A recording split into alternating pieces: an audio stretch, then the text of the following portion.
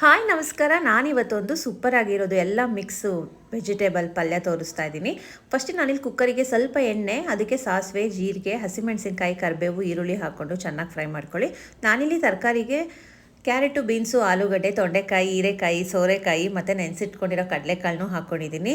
ತುಂಬ ಚೆನ್ನಾಗಿರುತ್ತೆ, ಒಂದ್ಸಲ ಟ್ರೈ ಮಾಡಿ ಇದನ್ನು. ನಾನು ಅಷ್ಟು ತರಕಾರಿನ ಹಾಕ್ಕೊಂಡು, ಬೇಕಾದ್ರೆ ನಿಮ್ಗೆ ಇನ್ನೂ ತರಕಾರಿ ಆ್ಯಡ್ ಮಾಡ್ಕೊಳ್ಳಿ ನಿಮಗೆ ಬೇಕು ಅಂದರೆ.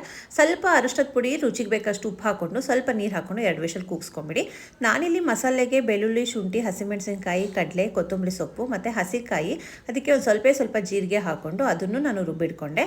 ಆಮೇಲೆ ಬೇಯಿಸಿಟ್ಕೊಂಡಿರೋ ತರಕಾರಿಗೆ ಮುಂಚೆನೇ ಮಸಾಲೆ ಮಾಡ್ಕೊಂಡಿರೋ ರುಬ್ಬಿಟ್ಕೊಂಡಿರೋ ಮಸಾಲೆನೂ ಹಾಕ್ಕೊಂಡು, ಅದಕ್ಕೆ ಹುಣಸೆ ರಸ, ಮನೆಯಲ್ಲೇ ಮಾಡಿರೋ ಸಾಂಬಾರು ಪುಡಿ, ಕುರುಶನಿ ಪುಡಿ ಹಾಕ್ಕೊಳ್ಳಿ. ಇದಕ್ಕೆಲ್ಲ ಸ್ವಲ್ಪ ಹುಣಸೆ ರಸ, ಕುರುಶನಿ ಪುಡಿ ಇದ್ದರೆ ಸಖತ್ತಾಗಿರುತ್ತೆ.